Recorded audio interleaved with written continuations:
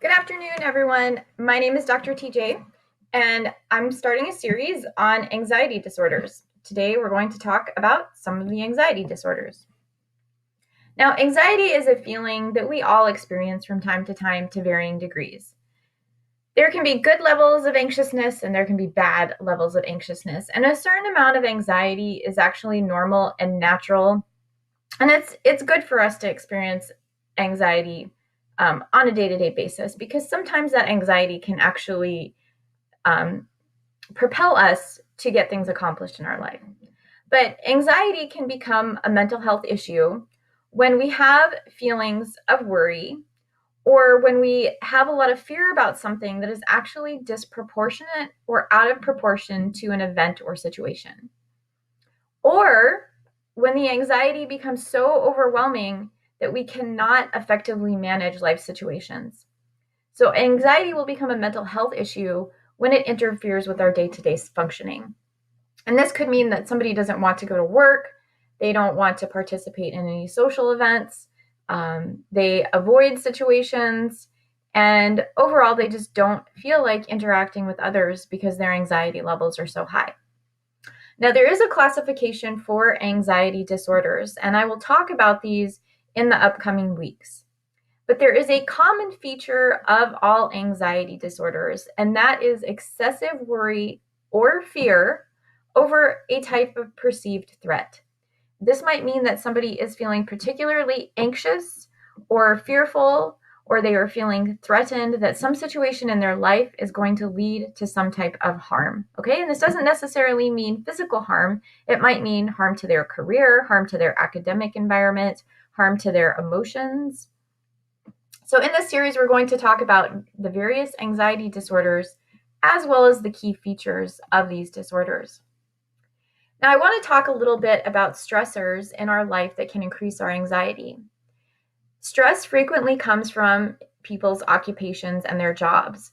And this is directly related to our finances, because people need to go to work to earn their money to pay for their housing and to take care of their basic needs. Relationships with your spouse, your children, your friends, your parents, this can cause a significant amount of stress. Losing a loved one can cause a significant amount of stress and anxiety. Also, for people that are enrolled in school, students tend to have very high levels of anxiety from time to time, especially around testing. Maybe you have some family members that cause you to have some anxiety. There could be particular social situations that cause people to have anxiety, and day to day experiences, things like driving.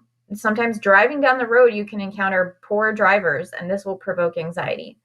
For people that don't like big crowds or social situations, things like going out to eat or to the grocery store can be anxiety provoking. Anxiety has a few causes, and in the upcoming lecture series, I will talk more in detail about imbalances in neurotransmitters and some of the hormones. So, some of these neurotransmitters in our brain and some of the hormones in our body can actually be related and can be the cause of high levels of anxiety in certain individuals. Now, what are some of the anxiety disorders? Anxiety disorders is a general heading for groups of disorders. And within anxiety disorders, we have panic disorder. Now, panic and anxiety are different. And in the series, I will talk about the differences between the two of them. We also have specific phobias, agoraphobias, social anxiety, general anxiety, and along with general anxiety is a subcategory of adjustment disorder. And then we have anxiety disorders due to other unknown causes, such as substance medication-induced anxiety disorder, anxiety due to other medical conditions, other specified and unspecified. I won't talk about those too much. And then lastly, we have some disorders that occur in children, such as separation anxiety that occurs at young ages, and selective mutism.